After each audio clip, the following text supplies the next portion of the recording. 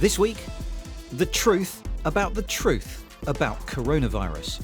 Can AI help to treat it? Can it predict its spread? Could quantum computers find a cure?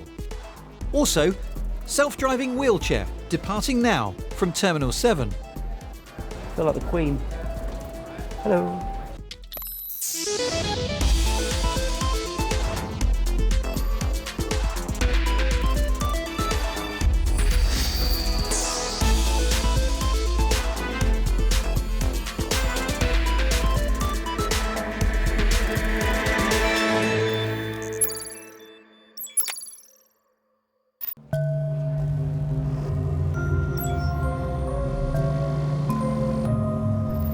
This week marks 3 months since the world first heard about a newly identified disease. I am of course talking about COVID-19, which is caused by a new type of coronavirus. To date, there have been over 3,000 deaths from nearly 100,000 confirmed cases in 81 countries. And this is how I know that. This is the Johns Hopkins University COVID-19 dashboard. And since it went live in January, it's gone viral in a good way by demystifying the stats and the numbers behind the spread of the disease. It's amalgamating data from many of the world's health agencies. And so, for example, right now I can see the total number of confirmed cases is just over 93,000. These are the countries where they have confirmed cases by numbers. And just as importantly, I think, this is the total number of people who have already recovered completely from the disease. And this is just one of the pop-up projects that have appeared online aiming to demystify the glut of COVID-19 data. Community-powered site NextStrain draws together genome data shared by scientists around the world. As COVID-19 is transmitted from person to person, it can change its genetic makeup in subtle ways, allowing researchers to build a family tree that shows how the disease has spread. It's genuinely fascinating stuff. Public health crisis, particularly one that's growing rapidly like the coronavirus outbreak, we really need to communicate with people about what they can do individually and collectively to try and help get this under control. But also it's important that individuals understand that if they make minor, relatively mundane changes to their behaviour, they can help us to slow the spread of this down. In 2018, the BBC ran its own experiment to simulate the spread of a flu-like disease using a network of virtually infected smartphones. For me, the show did a brilliant job of revealing how simple things like washing our hands can make a massive difference to how quickly and how far a disease spreads. On the right is what happens if we all wash our hands really well. On the left is what happens if we don't. Just look at how the spread is slowed if we follow the advice of washing our hands well and often. Posts like this are everywhere on social media, recommending good hand washing technique and other scientifically grounded tips to try and limit the spread of germs. But they're not the only things you might find if you look online for coronavirus information. Over the past few months, social media companies have been waging their own war against a different kind of pathogen. Dubbed an infodemic by the World Health Organization, social networks have been deluged with information about the coronavirus. Some of this is correct and helpful, but a lot of it is misleading, half-true, or completely fake. And that's making the real information and advice much harder to find. Looking through TikTok now, and it looks like any search for coronavirus or a similar term now brings up this banner at the top, and these videos from well-known organisations take up the top spots. Similarly, dubious recommendations seem to have gone. Coronavirus conspiracy used to be one of the suggested search terms. It's not anymore. Over on Facebook, it's a similar story with posts from well-known and trusted organisations taking up the top spots. So some of the kinds of misinformation that does travel around would be, first of all, not believing that there is a problem at all and this is a creation in order to try and control people. That has been seen before and is being seen now. Also, people come up with ideas of cures, whether it's drinking garlic water or whatever. People suggest that something will happen, or that there's a cure out there, it's just being withheld. That is a circulating rumour at the moment. And you have to counter that, because if you don't, people will not take action in the way that you want them to. So it's really important that we get the true messaging out there and the science underpinning it, and that's what we're trying to do.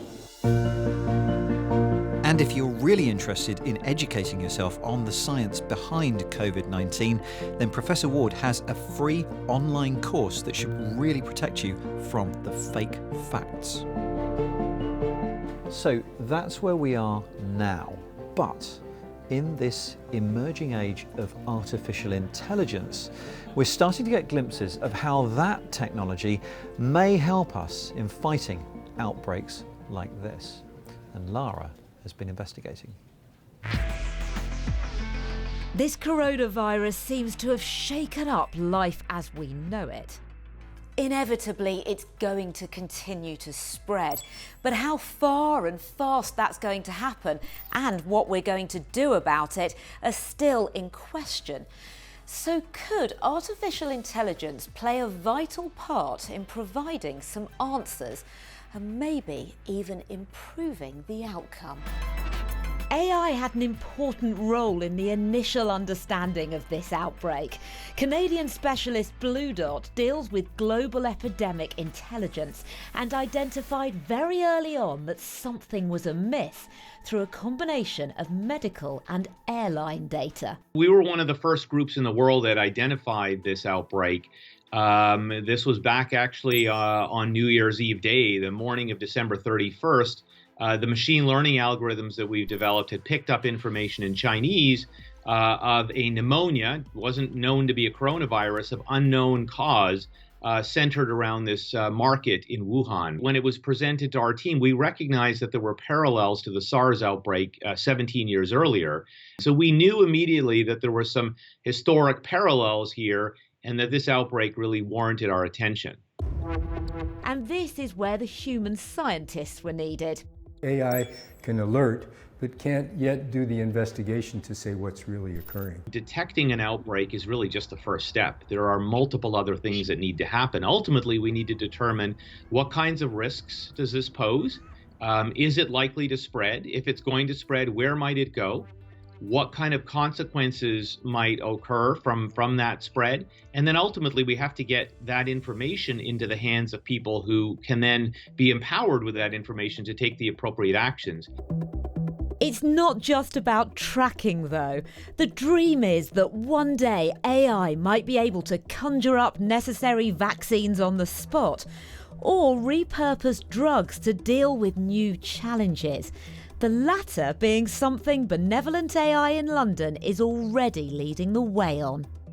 This company uses AI to better understand the mechanism of disease, correlating data on illnesses, drugs and outcomes, and providing more information than any human being could ever come up with. And in this case, a potential lead. What are we looking at here? This is a demonstration of our algorithm processing documents in real time, reading the abstracts of scientific publications to do with coronavirus, and extracting relationships between key biological concepts that we really care about to carry out drug discovery.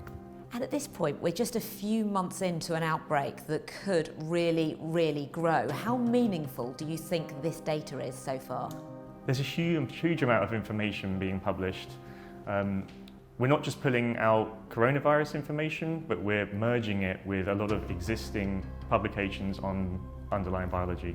Our algorithms reason over biology at multiple layers, from the nanoworld of proteins interacting on our cells, through this maze of biological processes, up to human-defined definitions of diseases. It's very early days for the process, but it is suggesting what might be worth further investigation. Now, a lot of people were looking at virals, antivirals, and how they might potentially, treat the disease. We looked at it from a completely different way. We said, what are the other types of approved drugs that might inhibit the progression of that disease in the body? So we surfaced a number of drugs, and then we did some experimentation based on that. and further research. And then we came up with this one drug that we think is best suited. It has both anti-inflammatory properties as well as the ability to stop what's called endocytosis, which is what enables the virus to enter the lungs, which is the most potentially dangerous outcome of the coronavirus. The company stresses this is only conjecture, and although the drug in question is approved for use in rheumatoid arthritis, clinical trials and full scientific evidence would be needed before it could even come close to being used for this purpose. What we're trying to do is use this technology in the service of science to further the development of novel treatments for diseases that currently have no treatment. Like right now in the world, there's over 9,000 diseases that have no treatment. Well, AI will play a greater role than it has already, because what's being done is genetic sequences are being taken. That is the understanding of the organism itself. And this is put into databases that then can determine where a virus came from, where it might be going in the future. Of course, AI hasn't solved the COVID-19 crisis, but it has hopefully helped to some extent and should be learning from it to be even more helpful in any future disease outbreaks.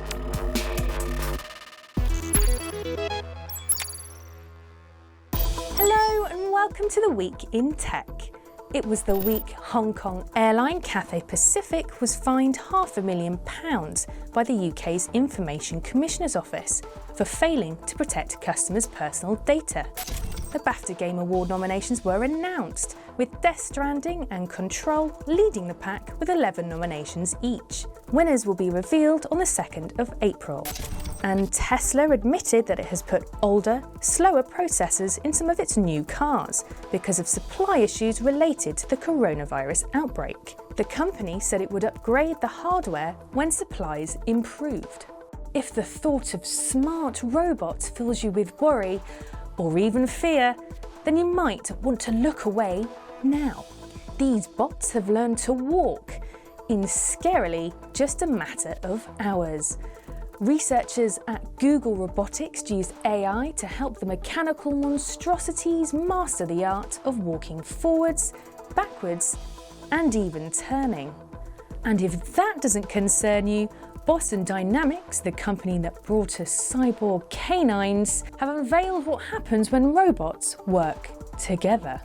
This strange-looking pair have partnered up for a shift to demonstrate the future of warehouse automation, showing off absolute, unbridled, and organised efficiency. But maybe for now, let's just keep them stacking boxes.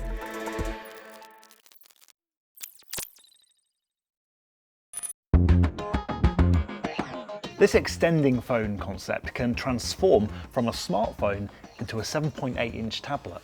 It's one of several prototypes revealed by Chinese phone maker TCL. Instead of a folding display, this concept has a screen that rolls up inside the phone. That way there supposedly won't be a crease on the screen.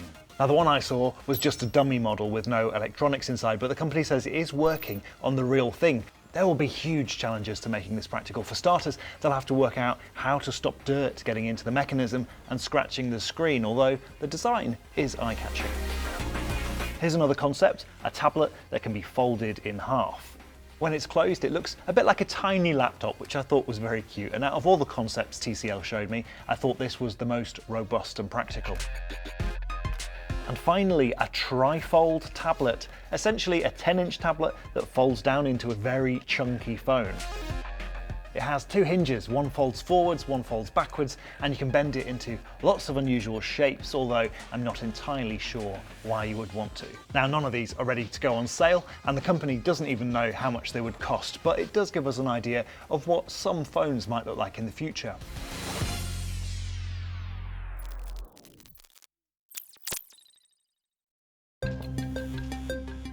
If computers are, in the future, going to help us design vaccines to take on threats like COVID-19, well, those computers are probably going to need to be very different. And they're also going to look very different. This is a quantum computer, in this case, one of Google's. And while it's still early days, one of the things people expect quantum processors will eventually be very good at is solving hugely complex medical problems. A lot of the calculations we run today with chemistry, you have to make approximations very early on in the calculation, which means that you decrease the accuracy of the results. With quantum computing, we're hoping that someday we're going to be able to get high accuracy in low amount of time. Quantum computers have some peculiar properties. They can consider many solutions to a problem at the same time. Once we truly understand how to build them at scale and operate them, these machines should massively outperform traditional computers at certain tasks. And there is a feeling that we're starting to get close to this quantum dream. At CES earlier this year, IBM, one of Google's main quantum competitors, was showing off its Q System 1. It is one of the most beautiful things I've ever seen. Maybe that's because I'm a massive geek. But can you give me a tour of the bits? Yeah, sure. So what you see on the outside is a refrigerator. So it's put there to keep everything nice and cold. The quantum chip sits at the very, very bottom of the quantum computer. So you can kind of see where all those, that exposure right in the center there. Little square, that's the quantum chip. Yep. And then on that little square, we have about 20 qubits on this particular device that are all interconnected. And when this is in operation, it is the coldest thing in the universe. It's 100 times colder than outer space at the very bottom of the quantum computer.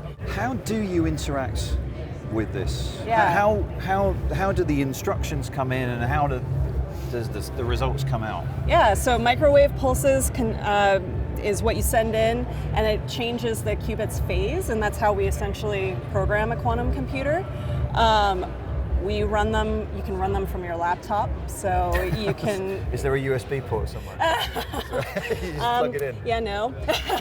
So we access these over the cloud. Right. The kind of computer program you might write for a quantum computer is nothing like the kind of code you would write for a normal computer, is it? No, it looks totally different. Some of the concepts are kind of similar, like how you have different gates and things like that, but you're not programming in ones and zeros anymore. And in fact, when you actually lay it out, it looks much more like a musical composition. So you have lines of qubits and then these different gates that interact, and it looks like a piece of music. Wow. Yeah. The more qubits, the more complex a calculation the computer can theoretically make. And at the end of last year, Google said that for the first time, there was one calculation that its quantum computer could do way quicker than a non-quantum machine, which meant that it had reached something called quantum supremacy. But it's something that IBM says is a red herring. They showed something very specific. It was a nice experiment. I think that there is much more work to be done. It was a very specific example. I think that there's a lot of work to be done to be able to broaden that out and show a little bit more applicability. So, I mean, when I actually like to think of it as quantum advantage, right? So quantum advantage is kind of that point in time where you're doing a calculation on a quantum computer that you couldn't be able to do on a classical computer. So like we were discussing with the chemistry example, it will be when we're able to achieve a higher level of accuracy for a molecule that we can't do today using a classical computer, or that's like too time intensive or labor intensive to be able to achieve that. Both IBM and Google believe that we're on the cusp of something big with quantum computing. IBM talks about the 2020s being the quantum decade. So maybe for the next pandemic, we'll have bigger weapons in our arsenal. The mind-bending world of the quantum computer. Now, we often talk about autonomous cars on this program, but have you ever heard of an autonomous wheelchair? The concept has actually been around for a few years now, but issues around reliability have meant the idea has never really made any progress. But one Japanese company says it has a solution, and Paul Carter has been to New York's JFK Airport to sit in on a very special live trial. It's safe to say that airports and disabled people haven't always been the best of friends. If you have mobility needs, most airports and airlines require you to book assistance in advance, which usually means being manually pushed by staff to a predetermined point within the terminal, resulting in a loss of autonomy and independence. But this might just have the potential to change all that. This is the Will autonomous wheelchair. At first glance, it looks pretty much like a normal power chair, but thanks to some very clever technology built into the front here, this has the potential, at least, to transport passengers from security all the way over there, perhaps via duty-free, all the way to one of the gates, like the ones behind me. It has 2 wide-angle cameras on the front, cameras on the back, as well as LiDAR and infrared sensors. They combine to make sure the chair doesn't collide with anything. Prior to the chair being let loose on passengers, it has to spend several days plotting routes around the terminal building, in this case JFK's Terminal 7, all the time building up an internal map which it uses to locate itself. I arrived to see the start of a 2-day live trial. The process starts from the site survey, so we understand the airport environment. For example, how do customers line up for boarding, how crowded the terminal is going to be, what's the peak hour, what's the non-peak hour, things like that. And then eventually we have to talk with operationals. How do we actually bring this, integrate this together with the existing wheelchair service? Now, the concept of self-driving wheelchairs isn't necessarily new, but Will's autonomous chair is the first to be trialled in live airport environments. Of course, it only gets you from security around the terminal and doesn't solve the problem of getting on and off the planes themselves. This trial is a partnership with British Airways, who are looking to see if the technology can be used to improve the experiences of disabled passengers. Now, of course, I couldn't resist taking it for a spin around JFK myself. Literally just press go. Yeah. Taking us down towards gate 3. Now, if I'm being critical, the ride could have been smoother. The chair has to stop often when it senses obstacles such as people, and in a busy airport like JFK, there are obviously lots of those. I already feel quite safe. I don't feel like I'm going to run anyone down. I feel like the Queen. Hello. After I'd had my few minutes of fun, it was time to let the more important people, actual passengers, try it for the first time. However, it didn't completely go to plan. Call it the click curse, but despite many dozens of successful tests, with its first passenger, the chair seemed to think it was in a different place, causing it to get confused, and staff eventually had to take over. Subsequent passengers did try the chair and it did work well. They just didn't want to be filmed, so you'll have to take my word for it. Despite the unsuccessful ride, Hansa was still positive about the potential of such technology. Wonderful, wonderful. Would you use it again? I would, anytime. With being independent and there is nothing that you wait for somebody, you just go when you feel like to go. Maybe because I'm getting in that age, so I needed one, isn't it? The next stage for the wheelchair is a full-scale trial at London's Heathrow planned for March, which will pose its own set of challenges. If it's a success, we could see these rolled out across airports where BA operates. Air travellers needing assistance will be watching with interest. And that's it for this week. Don't forget that we live on social media, so if you need us, you know where to find us. Facebook, YouTube, Instagram and Twitter @BBC Click. Thanks for watching, and we'll see you soon.